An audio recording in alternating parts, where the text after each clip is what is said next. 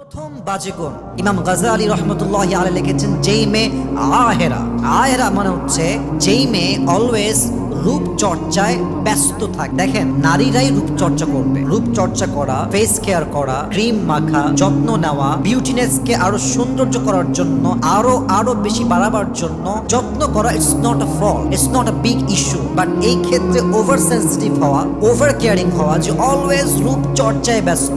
দেখবেন অনেক ফিল্মি হিরোইন আছে সার্জারি করতে ব্যস্ত, সারাদিন সার্জারি করে, এই পাশ দিয়ে সুই দেয়, এই পাশ দিয়ে সুই দেয়, কারোর ঠোঁট দেখবেন অনেক মোটা হয়ে যায়, সারাদিন বিউটিশিয়ানের কাছে পড়ে থাকে, অলওয়েজ রূপচর্চায় ব্যস্ত। বিশ্বাস রাখেন, যেই মেয়ে অলওয়েজ রূপচর্চায় ব্যস্ত থাকে, এই মেয়ে কখনো লাইফ পার্টনার হিসেবে পারফেক্ট ওয়াইফ কখনোই হতে পারে না। ঠিক কিনা বলেন?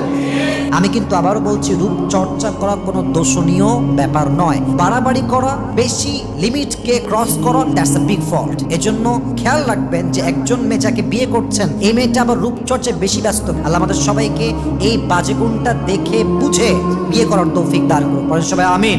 2 নাম্বার, ইমাম গাজালি রাহমাতুল্লাহি আলাইহি লিখেছেন, যেই মেয়ে নাবিথা মানে কি? যেই মেয়ে রূপচর্চা তো করেই করে এবং তার রূপের জন্য খুব বেশি গৌরব করে, অহমিকা।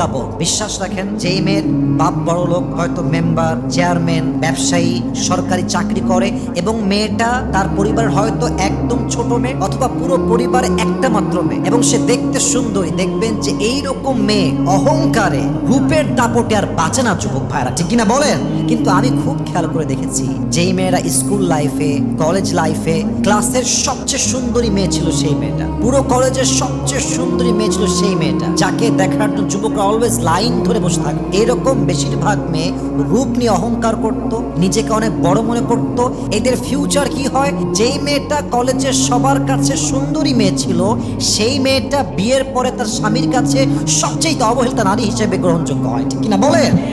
তার কোনো দাম থাকে, স্বামীর কাছে তার কোনো মান থাকে না। এটা আল্লাহ তাআলার নেচার। আপনি অহংকার করবেন, আপনাকে আল্লাহ মাটির নিচে নামাই দেবে। এই জন্য মেহেরবানি করে, যেই মেয়ে রূপ নিয়ে খুব অহংকার করে, তার রূপের যেই আগুন মানে জ্বলে তার ভেতরে, যে আমি কাউকে মানুষ মনে করি না, আমি হলাম সবচেয়ে সুন্দরী, এই অ্যাটিটিউড যে মেয়ের মাঝে আছে, এই মেয়ে কখনো আপনাকে একজন সুখী পরিবারের নারী হিসেবে যে রোল প্লে করতে হয়, এই রোলটা প্লে করে দেখাতে পারবে।